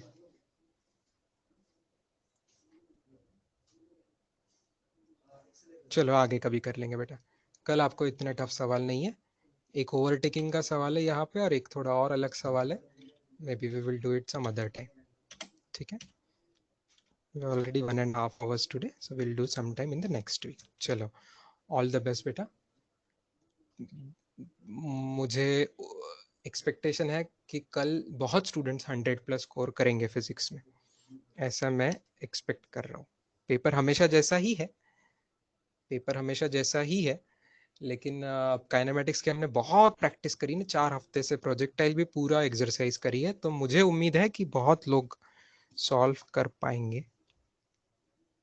एक बार 7th बता दो, किसी ने पूछा है? ठीक है बेटा, बता देता हूँ, तुमने पूछा है तो। अब ये भी कई रेनमैन का बोट का प्रॉब्लम तुमने बोला है, तो आई हैव टू सी कि कहाँ से क्या सवाल है ये। नहीं नहीं, ये रेनमैन का नहीं है, ये अभी के ही अपने सिलेबस का सवाल है बेटा। ये भी मुझे लग रहा है हमने किया होगा शायद क्लास में। The distance travelled is proportional to square root of time taken, है ना। मान लो स्ट्रेट लाइन है, एक्स एक्सिस मान लीजिए, तो x is proportional to root t, किया है ये हमने क्लास में। x is equal to k root t, that is k into t raise to half करके किया है। एग्जैक्टली सवाल सॉल्व किया। तो क्विकली डेरिवेटिव दो बार लेंगे, वेलोसिटी डेरिवेटिव लेके फाइंड करेंगे, तो इसका आ जाएगा k upon two t raise to minus half, और एक बार डेरिवेटिव लेके एक्सेलरेशन फाइंड करेंगे, तो और माइनस हाफ आएगा, k by two into minus half into t raise to minus three by two आ जाएगा। तो बस आपको कॉन्स्टेंट्स पे ध्यान नहीं देना है, प्रोपोर्शनलिटी पूछा हुआ है, तो t raise to minus three by two पे ध्यान देना है। और t raise to minus three by two ये t raise to minus half का होल क्यूब होता है, इसीलिए ये वेलोसिटी में जो टर्म है टाइम की उसके क्यूब को प्रोपोर्शनल है, therefore proportional to v cube. ये सॉल्यूशन मैंने डिटेल में क्लास में बताया था, ठीक है। तो ये अभी मैंने शॉर्ट में वापस बता दिया। क्वेश्चन हार्ड आहेत का उद्या? मिक्सचर सभी सवाल एकदम फाइनल पेपर जैसा पेपर है, same pattern same difficulty level. 15-20 easy question है, 15-20 एवरेज क्वेश्चन है, 5-7 थोड़े टफ क्वेश्चन है, ऐसा सब मस्त सुपर मिक्सचर पेपर है, ठीक है। अच्छा तूने 7 में, तो मैंने 5 बता दिया क्या? तेरे इसमें 7 है क्या? हाँ 7 यहाँ पे है, ठीक है। अरे बेटा 7 ये तो ये आगे का है, रिलेटिव का क्वेश्चन है, तो वो मैंने नहीं दिया है होमवर्क। 7th अभी का नहीं है, वो width of the river cross करना शॉर्टेस्ट पॉसिबल टाइम, ये रिलेटिव वेलोसिटी का क्वेश्चन, वो अपने अगले चैप्टर का क्वेश्चन, ठीक है। Okay students, all the best again, see you Monday, bye.